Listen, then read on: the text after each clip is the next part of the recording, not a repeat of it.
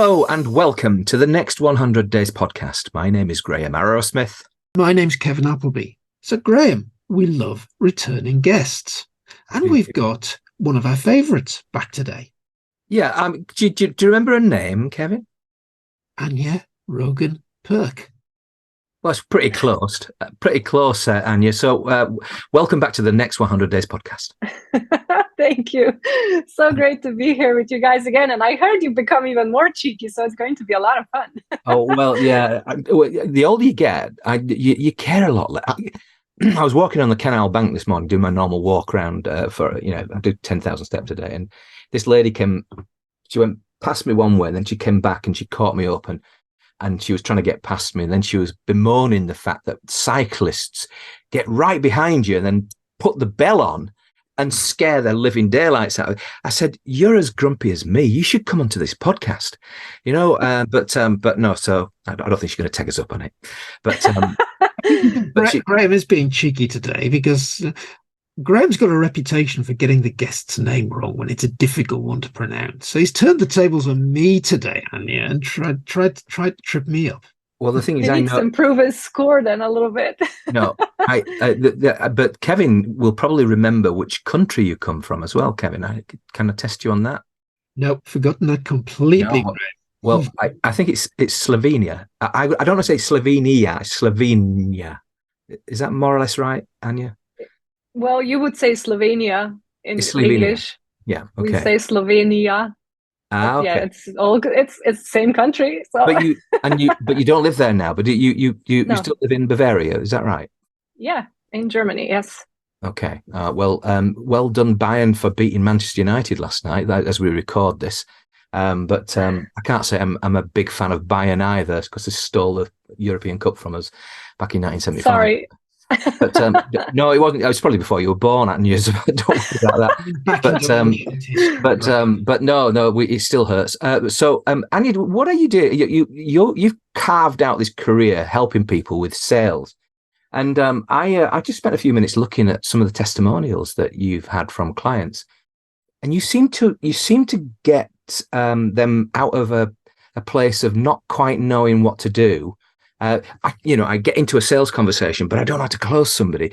What is it that you do, and how do you get people into a place that you can help them?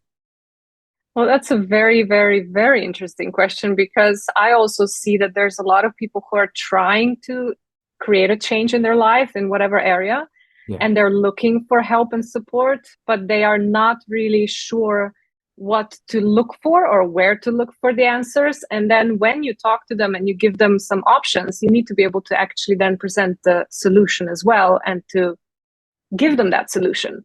And if you don't get them to that point where they make a decision, you did them a disservice, because now they know they have a problem, but they don't have a solution. And a lot of people are actually also lost in what even is the right thing for them. So you need to take them through that thinking process, or kind of feeling process, really. So they feel it's the right thing. They know it's the right thing. Then when they make the next step, it's actually not, when people think of selling, they feel like it's this convincing, it's these clever sentences you have to use to make someone do something you want them to do without them actually wanting to do that thing, right? But it's not. It's really helping the person get to the conclusion of, okay, well, this is my problem. There is a problem. I maybe I wasn't aware of it. Maybe I was, but now also there is a solution, and you can help me with that. And that's my next step. So it makes sense. It's not trying to force anyone into anything. And when you have that approach, when you actually really want to serve people and you want to help them, it's not a clever thing you're doing. It's just being of service. Yeah. Right. So you help your clients, who are the people who are trying to sell things, by helping them see that the people they're talking to still have that problem. They have a problem that your client has a solution to.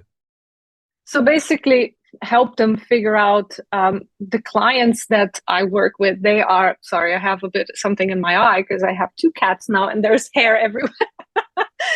And if I will keep doing that, it's because I'm trying to get it out of my eye. So don't make that disturb you. I thought I got you in tears already. Yeah, no, I'm so touched by everything that's been said. Yeah, no, but to refocus again to the topic. The clients that we're working with, they have something to offer, and they know they have something to offer, but very often they don't know how to have that conversation so that it is authentic, that it is, really right for the person as well. They're not really selling or offering something that is not for everyone. They're offering it to those people that it's for them. And if it's a business, if you want to offer a business, then you need to talk to people who are actually open and are looking for a business. If you're selling a product, you need to be talking to people and, figure out, is that product for them or not? So that's the idea behind it, to make it, because it's evolved so much. We always say, what has worked in the past doesn't work now, because people have evolved. The consumers have evolved. They have a lot more information available to them, and they have a lot of research available to them. And they also they're more in tune with what they actually need or not. So you cannot just go around doing the things that they used to do, what you call an old sales, like old car salesperson, right? When they were shoving information down your throat, just trying to convince you that's the right car for you. It's not the same thing. You're actually present with the person, and you do them a service. Yeah, that makes a lot of sense. I mean, Kevin, you kind of get involved in sales in a way as well, because you're actually selling services to financial officers, aren't you? Yes, indeed. And it's very much having to sell the person something they recognize they've got a need for. I think the way a lot of our products will sell, fine, we've got a website that's got a lot of information, but there's still no substitution for a person-to-person discussion about issues and problems, and then offering a solution to those things. Now, even though you've got a product that you can talk about very well on a website, we've got brochures for some of those products, there's nothing that actually substitutes that one-to-one conversation. Exactly. Yeah. Is that where you're going to succeed then for the rest of your life? Because effectively people will always need, I mean, don't get me wrong, I'm sure we can replace you with AI in some sort of meaningless way, and we don't really want you anymore. We'll have an AI instead. But no, actually, we'll always need you, because basically what you're going to do is you're actually helping people who really do need help with their craft. Isn't that the case here? I mean, we are up to a point we're all salespeople, and Bard or whatever, some other kind of AI isn't going to fix it for us. Going to help maybe, but it's not going to make that one-to-one conversation, which comes from you, from your own heart, if you like, from your own personality. You're going to help people with that, aren't you? Yes, and it's also, as long as there's people, there will be a need for this, because even AI, it's funny that you mentioned that. It's a lot of places will be lost. A lot of jobs will be replaced. A lot of people will have to figure out their own new way of how they will be either valuable in the world to create their own economy, or get another job just to build someone else's dreams. But as long as there's people, there is going to be a need for that touch, for that support. Because if you think about it, it's actually, like you said, we're all salespeople. Everyone is. No matter what job you have, no matter what situation you're in, you're either sold or you're being sold to. That's just the rule. You're either going to be told a story and you will buy it, or you will not buy it and you will, sell another version of it or another perspective to it. And so you're always buying and selling. And if you translate that into the business world, then it's even more important, because the options are slimmer and slimmer. People are more, it's more demanding, it's more difficult, and it's also, you need to be aware of other people if you want to succeed, and you have to, for that reason, you have to be able to grow. You have to grow, and when you have to grow, you grow and learn from someone who can help you get to the next stage. You cannot get it from AI, which has the information from the past. It has some kind of logical conclusions, but it's not to your personal individual situation. And talk about people changing. and ways we do things changing. What's new since you were last on the show with us? What do you think has changed much more recently? It was 3 years ago. Yeah. I think even more people are aware that they are responsible for their own future, for their own life. They are, in the sense that it's not just paying bills and going to, do whatever you say you're going to do. That's one type of responsibility, but the responsibility that you actually are in control of your life, that you take control over your life, that you don't just kind of wait around and hope for something good to happen to you, but instead you need to look around and see, how can I create my own economy? How can I be the boss of my life? How can I be in control? How can I not be affected by everything that's going on around me? Because you never know what happens. Like the COVID situation happened probably right after we had a conversation the first time around. So it was your fault. Yeah. Yes, of course. I thought it was a Chinese. It turns out it's bloody German. No, it was. Yeah, I mean, I came from Germany. From Bavaria. Yeah. and it made people aware even more that you never know what's going to happen in this world. You can never expect something's going to happen, or maybe nothing. But it's the best thing to do is you have to be prepared. And so it's actually evolved. Also, what we do is we do it with my husband together. We are not only focusing on helping people who are already in business, improving their sales skills. We are actually building teams of business owners. We are helping them build their businesses. And there's a lot of people who don't know what to do. They have this desire to be in control of their life. They want to take over the charge, but they don't know what to do. What do I do? You have no special skills. Maybe you would feel like you don't have any special skills you could monetize. Maybe you don't have a product that would be selling well. You never even thought of creating one, or if you would, it would be drop shipping, which is another kind of business, right? But they want to be in control though. So we help them figure out, what the business is, how to do it, which products are good, how to get them to the customers, or, how to build a team with that. And it all goes hand in hand, building people skills, building sales skills, everything goes together. Your business skills are actually your people skills these days. Are most of your clients then now, they're not really working for companies, are they? They're not working for someone else. They're working mainly for themselves.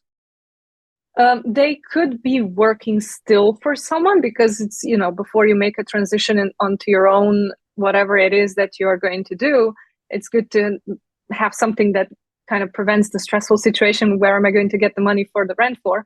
But yes, they are then venturing on their own, and they are building their own businesses, and it could be international, it could be local, it doesn't matter. But yeah. But currently for you though, Anja, is it most of your clients, are they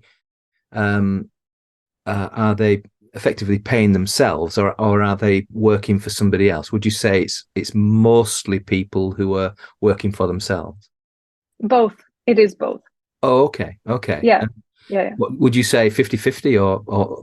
Yeah, I would say, because there's a lot of people who have been in business before, and maybe they need to change something. It's kind of, the situation has changed, so they have to adjust, and they don't feel either connected with it anymore, or the business has gone out of business basically because of the situations that have happened in the past now 3 years, or they simply want to get on their own and they want to start somewhere. So it's both, 50-50, I would say. Would you say that most salespeople now have to be, I'm going to say brighter, but I don't know whether it's more, I don't know, do they have to be more intelligent, or do they just have to be more intelligent about themselves and about the role that they're playing?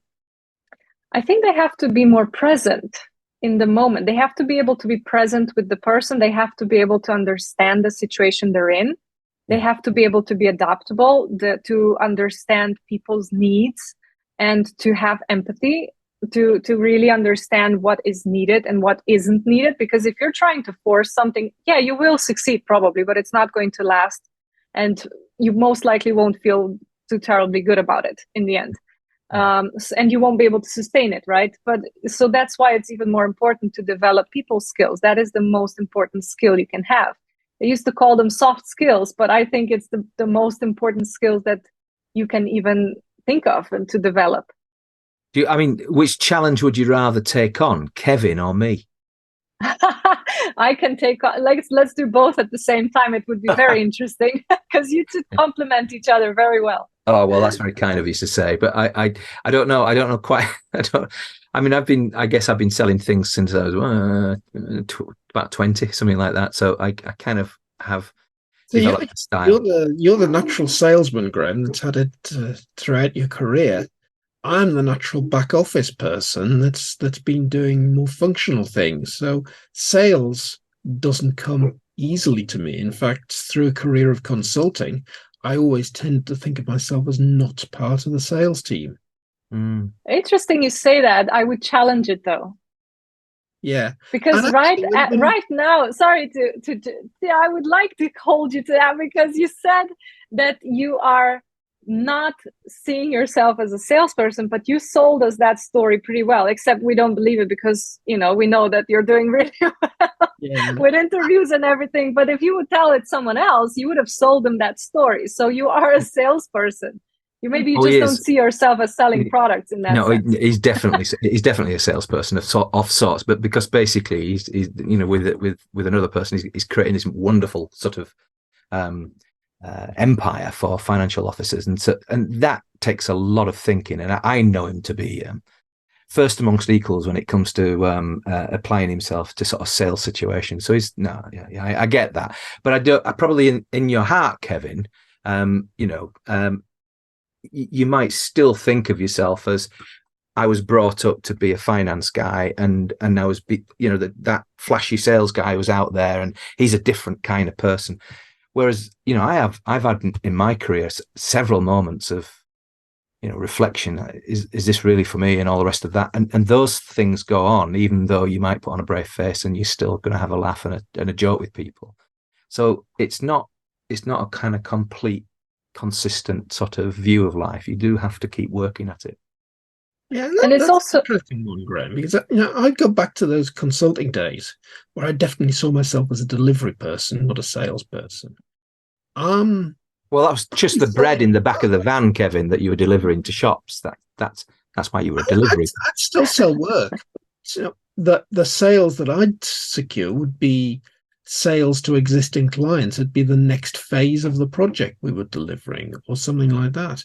Yeah. I would feel less comfortable bringing in a brand new client, probably because the StrengthsFinder says relator is one of my key strengths, which means getting to know a small number of people really well and trying to help them. And maybe you weren't in sales.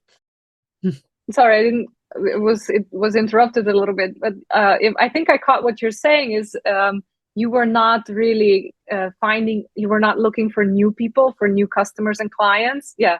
But if you would, I'm sure if you would be in a situation where you would have a conversation with someone who would be completely new to you, and you would start talking about what it was that you were doing at that time, you would easily bring them over as a new customer. You just weren't intentionally looking for them because it wasn't your role, and you didn't see yourself like that. But if you would be in a situation, and I think you could be one of the best salespeople out there because of how you are, because you can relate, because you can listen.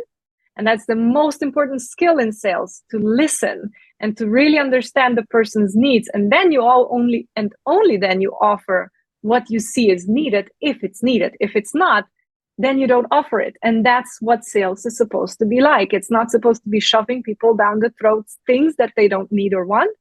It's actually listening, it's being present, and that's exactly what you are. So you're the best salesperson out there. She's brilliant, don't you think, Kevin? She's made you feel 10 foot tall. Oh, she is brilliant, definitely. But there's still a tendency that says, hang on a minute, we've got this program kicking off next week. Oh, we've got 12 places on the program. We've only got 6 of them full. Right, we've got to go and find the other 6 people. And that does kind of put you into the giving the wrong message sometimes. You're trying to sell the program rather than solve the needs of the person you're talking to. Yes, and I can understand that there's a lot of stress or expectations out there, or people are in situations where they need to fulfill their quota or anything like that. And that's where they tip over. That's where they lose the connection to what it's supposed to be like, and kind of turn into the pushy salesperson that everyone sees as the definition of a salesperson and no one likes, where you're trying to achieve something without actually serving that person that you're talking to. So in those situations, it's the most important to stay present to why you're doing what you're doing and who it would be beneficial for, and then only going for that, so that you don't get lost, that you don't lose yourself, and so to speak, sell your soul to the devil only to achieve the goal. Yes. But you stay committed and present, and you always find the right people, because when you are committed to your why, your reason why you're doing it and why you're offering that, the right people will feel that, and they will, come to you at the right time. So what sort of advice would you give anybody who was really under pressure to hit that quota? Or first I would say just stop for a moment, breathe in, and really ask yourself, what is the real reason that we're doing this for? Is it just to fill it up? Because if you have a room full of people that are wrong, you haven't really fulfilled the quota, because you haven't done anyone a service, not yourself, because you don't have the right people in the room, and you're probably not going to get anywhere further from there, not to those people either, because they're not in the right room. So why are you doing that? And when you ask yourself that and you have that why in front of you, then it will be easier to overcome that urge that you might feel that you just absolutely need to fill the quota. And instead you will focus on, who do I actually need to talk to and how can I serve them? Is it advice?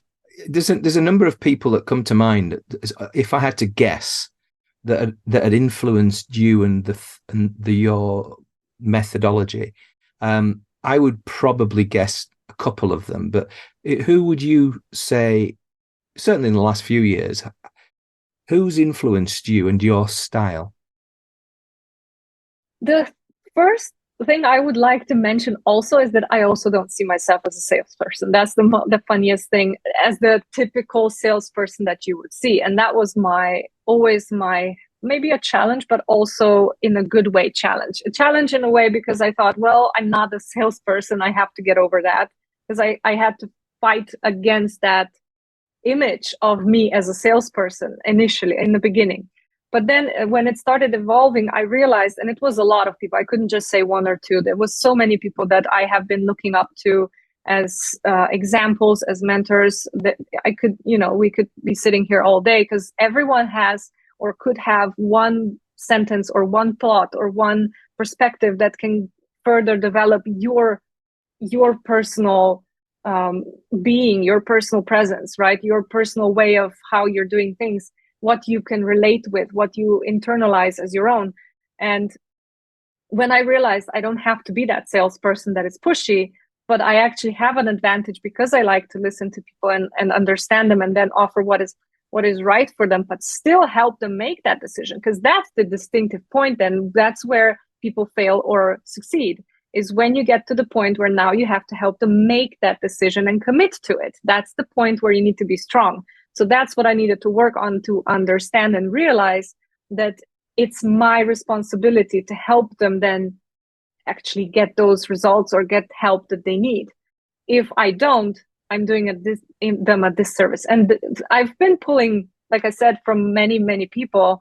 I couldn't just point out one or two, but I would say it was a lot of them in the network marketing space as well, because it's a people business. They are most focused on how can we serve people, the right ones, the real ones. We need to make the distinction really, really right from the start, right? There's companies out there that say they are network marketing. There's companies out there, they are network marketing. And the only difference is, one is legitimately trying to help people and offering a product that they are actually consuming. And the other ones are just pretending to be that and just grabbing money, right? So I'm not talking about that kind of scams. I'm talking about real business.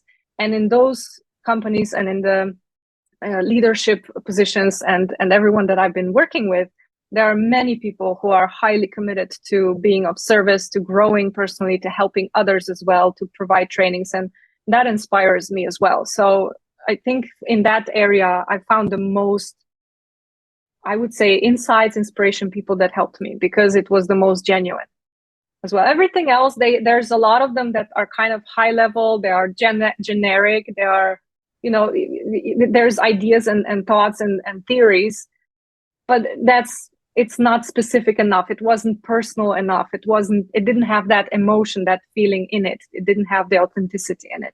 So will you have a legion of followers who think, yeah, Anja's really got this sorted out? Or is it that it's the force of your personality? Is it like you were saying, that you really have to step in to actually help them make a decision? Because by doing that, you're actually almost showing them, you've got a light in front of you and you're showing them a route to follow. Is there something that, other people might not be able to copy from you, because basically a lot of your success is really down to the person that you've become? Actually, that's very interesting and good that you pointed out, because a lot of people say, well, yeah, you can do it, but I can't. Yeah, it's possible for you, but it's not for me. And it's exactly the same as we were saying before. I'm not a salesperson. Well, I'm not a salesperson either. So yes, everyone and anyone can, if they want to, if they are committed to growing, if they're committed to looking inside and figuring out who they are, what they believe in, what they think is right and what is wrong, and what they commit to. And as long as you're a human being who respects the other human being and just wants to be of service, you can also be successful. You can have success in sales. If you're just out there to get some money, you're not going to succeed. You're just not going to, no matter who you copy. If you would want to copy them, you won't be able to copy them. But as long as you're a human being connected to your internal desire to be of service, you will be of service, because there's always there's different kind of people around you guys than it is around me, and that there is about anyone else. And we always connect with people who are similar to us. So, you can connect to others, you can be of service, because you have the right kind of people around you. They always are there. And you just have to then know what you have that can be of service, and genuinely offer it only if it's of service. Blimey, I tell you, living in Germany, it's made you so efficient. Oh my, that's thank you for the compliment. I guess it's been, yeah, I'm sure it was a compliment. I'm sure it was. I take it as a compliment. No, well, that's all right. That's okay. As long as we're making you happy over there. But seriously, though, I do like the idea that you can actually step in and make a difference to somebody's life. It's, in a way, it's what you're doing, Kevin, and I suppose up to a point, it's what I'm doing as well. Because my clients are all kinds of people, but most of them have a problem. They want to get in touch with a particular type of person. How do I do it? And there's a good way, and there's usually a bad way. And so basically, part of it is nurturing that conversation within themselves to help them make a decision that's going to be good for them. So it's I kind of recognize some of that, and got to my age by doing things that help people ultimately. So I guess what you're all about now is creating this. I mean, first of all, do you have a program that people can sort of tune into and actually get more of you, or is it very much a one-to-one? No. Yes, we are building a team that also then does that further. So it's not even just us anymore, because we can only reach a limited amount or number of people. Sure. And there's so many more out there who are now looking for a way out, so to speak, to have an alternative option. So yes, definitely we can. It always starts with one-to-one conversation, because I don't like that.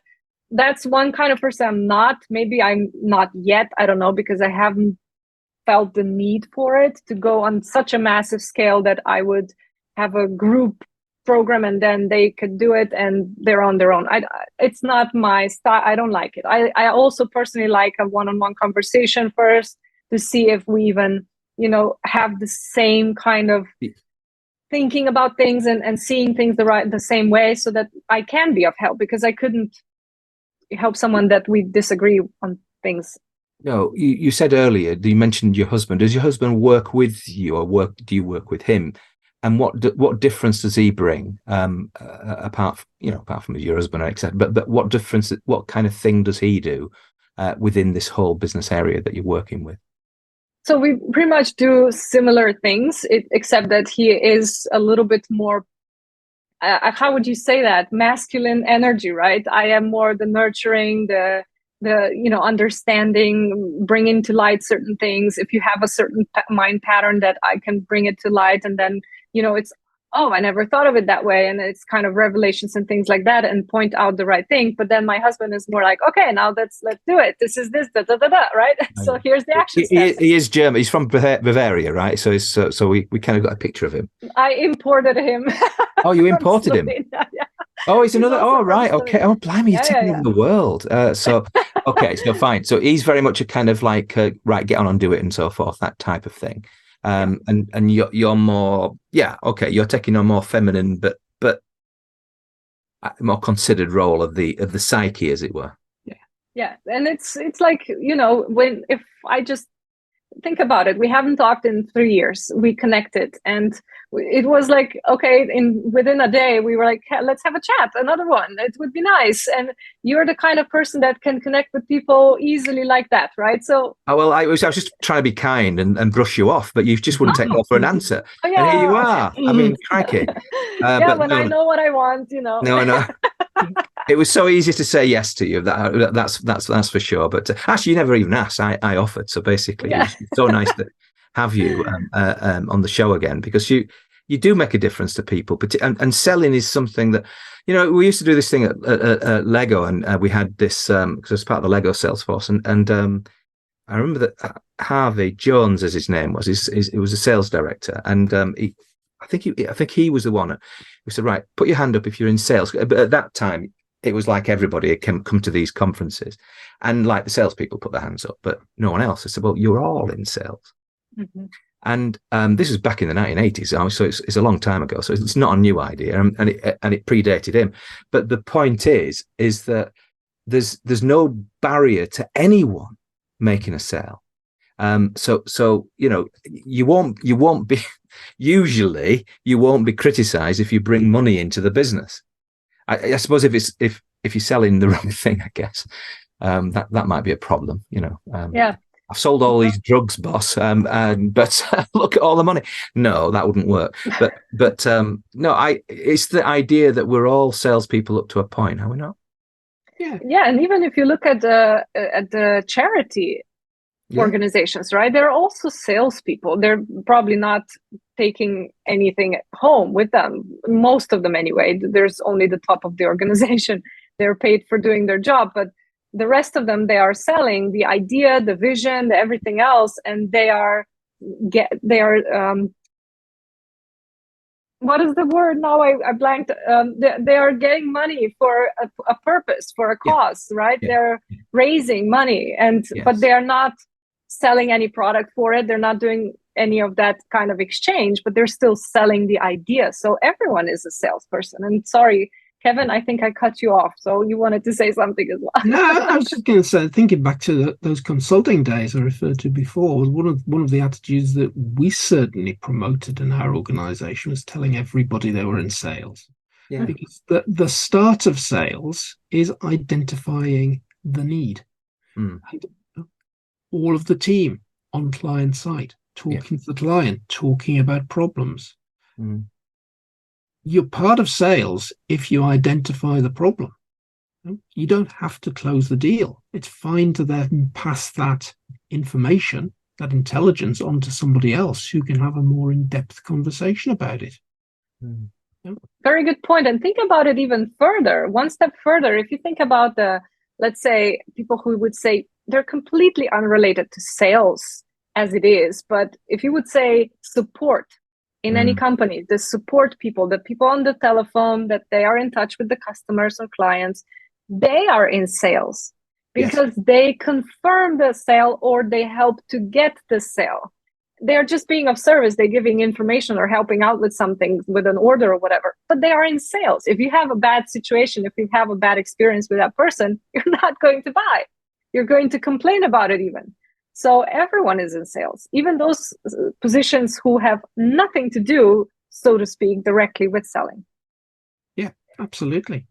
And I look at the business that we're running in Grow CFO, where we're operating a membership. There are two different types of sale going on. There's the sale to there's the original sale to the new member, but a large part of the business is making sure the member then doesn't cancel. So retention is really important. And as the way I'd see my role in that business, one of the big things that I'm more responsible for is making sure we've got retention. So it's having really good relationships with existing customers, sorting out problems for those customers, making sure they have good experiences when they join workshops, things like that. That's vitally important, because it's actually probably a lot easier to sell more to an existing customer than it is to make the first sale to a new one. So the more you can hang on to, the better. Yeah, definitely. It's actually 6 times more cost effective to resell to the existing customers than to get a new customer. So it's definitely a very important point. Yeah. Sales is such an important part of every business, and the opportunity for you to, if you like, provide your services. You could almost look anywhere, couldn't you? You could almost take any client, but do you actually focus on particular segments? Well, yes, it's true what you say.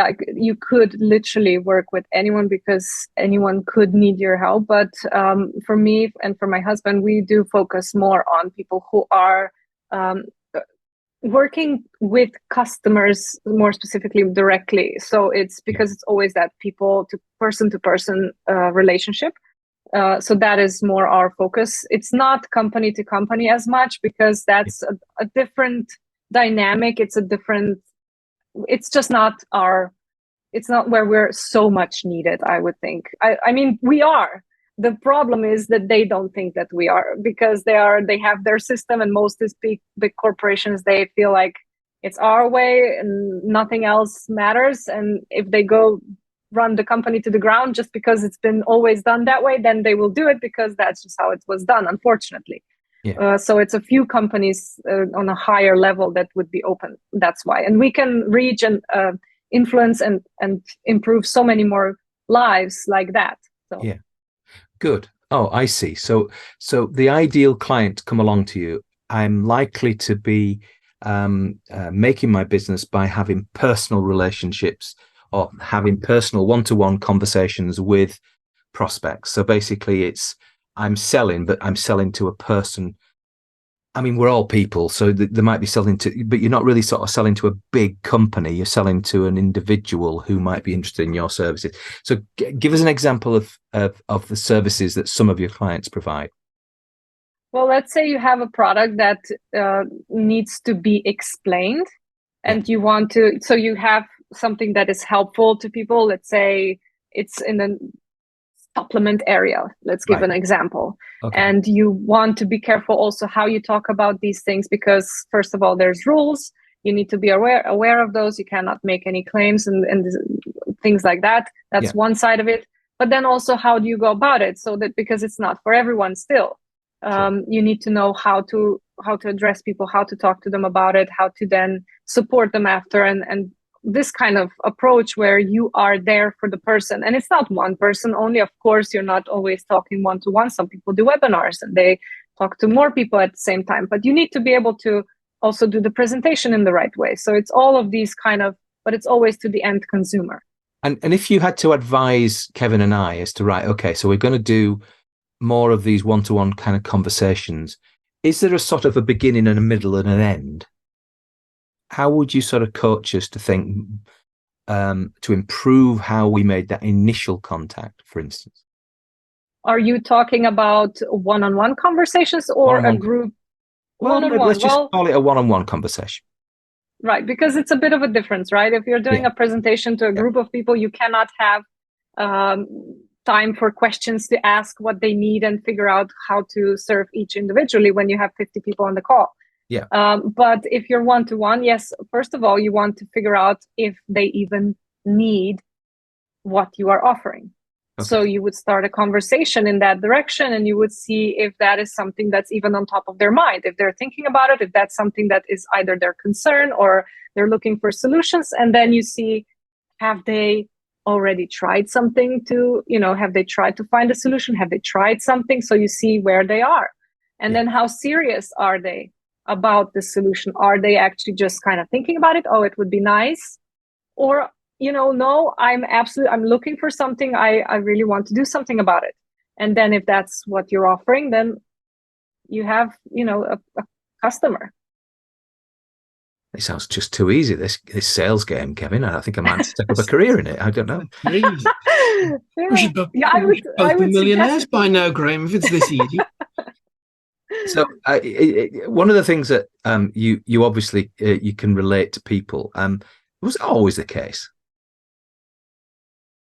Yes, but I wasn't in the... It's, you start as a child, basically. And I was always kind of paying attention to people. I was always aware of my surroundings. I was very in tune with how people felt maybe in the situation and what my position was in that situation.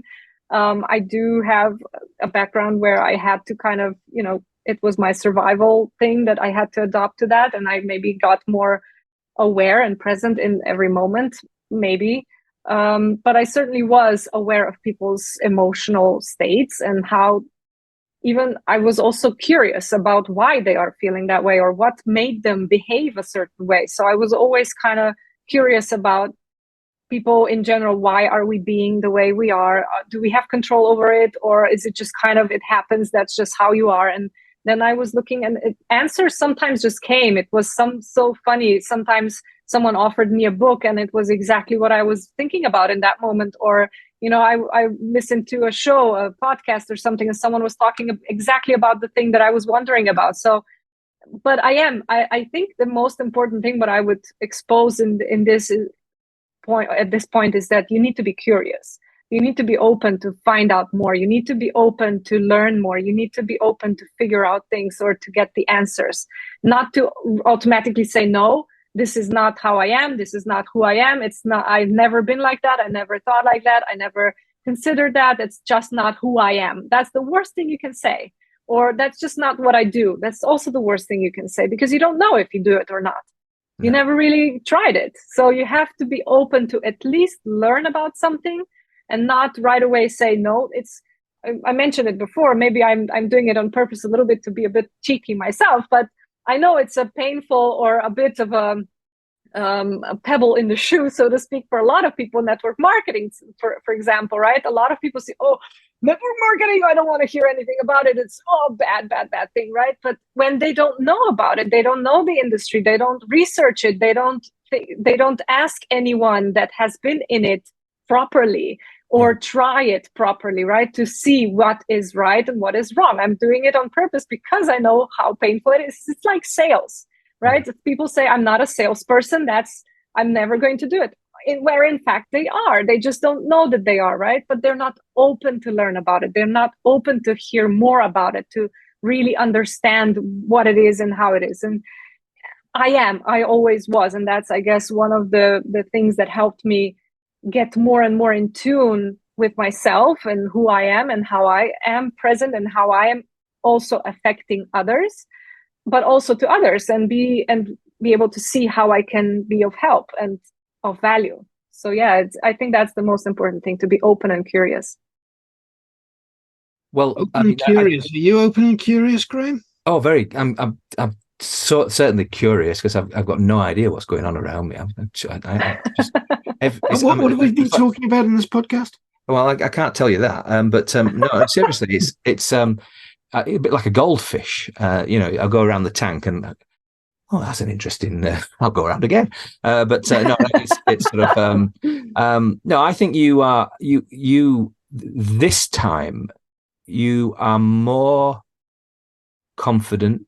I think if I might be personal, you seem a lot happier I am. I really am. Thank you for saying that as well. It means a lot, but I am. I have noticed that you're wearing different. You've got a specs on this time, which clearly your eyesight's going. So I mean, you're getting old. No, I'm actually fine. This is just for blue light, and I'm even not sure if it works or anything. But I thought, it's a nice accessory, so I'll just. Oh, I see. So you're just trying to come across as really clever.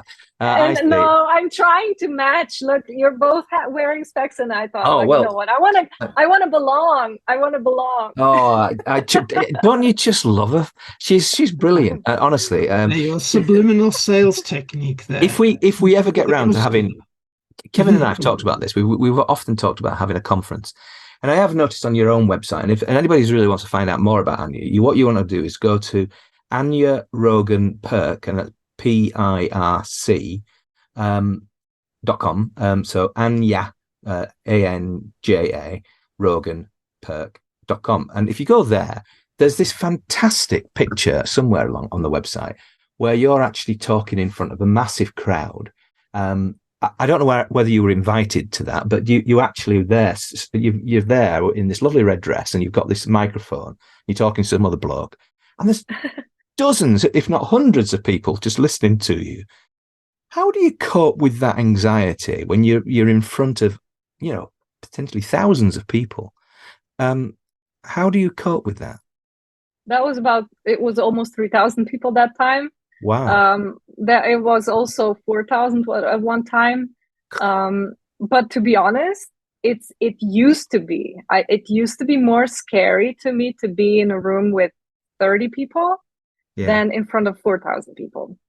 And the reason was because when you're on stage, on such a massive stage, you don't really have this direct contact with anyone particular. You're just focused on what you want to deliver.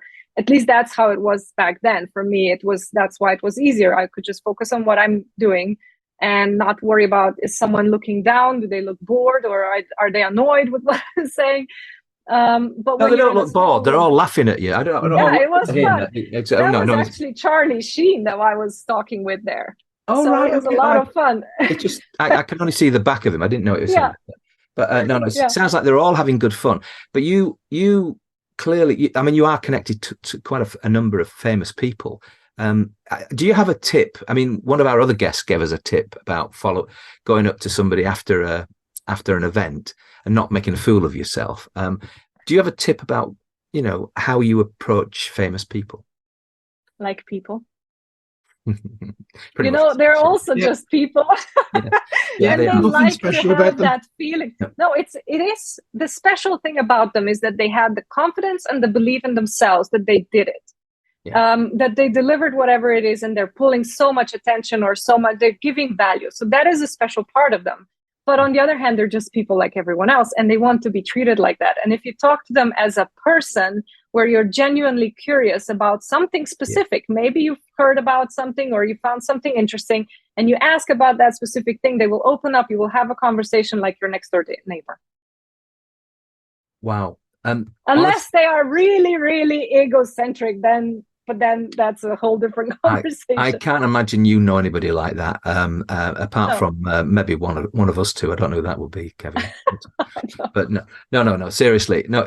It's been a real pleasure, Anja, having you. Believe it or not, we've kind of almost run out of time, but it's been a real pleasure having you on the next 100 Days podcast.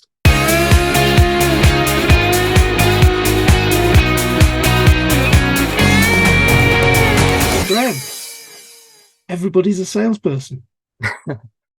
Well, if Anja's not a salesperson, then I don't know what she is. I mean, to be honest with you, I think she sells herself extremely well. And she, that question was quite personal. She did seem happier. She did seem more confident. And I think she's absolutely in a prime. And she's going to make a lot of difference to a lot of people. And if you look at her testimonials, she really does get into, the roots of the problems that people have, so that she can really help them, make the sale. And it's like, I got to a situation, I get an appointment, but then when I want to try and, make the sale, I kind of get clogged up inside and I don't know what to do. Then Anja comes along and obviously paints a picture in their mind, coaches them through, and all of a sudden they're knocking over sales and creating new clients because they're obviously connecting at a different level. Yeah. And that sort of problem you can't really solve by reading a book, going into a group course. That sort of one-on-one mentoring that Anja provides is going to be great in that situation. I think that's what makes Anja fairly unique in this field, that you don't see many sales courses that are specifically one-on-one, that are all about solving your unique. And I will definitely use the word unique, because the problems that you have as an individual are because of a whole load of circumstances you find yourself in. I really like what Anja's doing. I like the fact that Anja is determined to help people on a personal level, and I think, you know, it's not. I think she's got it within her to create courses and so forth, but there is probably ways around that she can still intervene in a sort of a one-to-one. But I think it's so important, because I think sales is about personal relationships, and I think that's, if she can do that and still make a good living, then that's, which I'm sure she is anyway. But basically, that seems to me the right approach, because she's using her skills in the way in which they're meant to be used. Absolutely. So we'll have links to everything that Anja does in the show notes.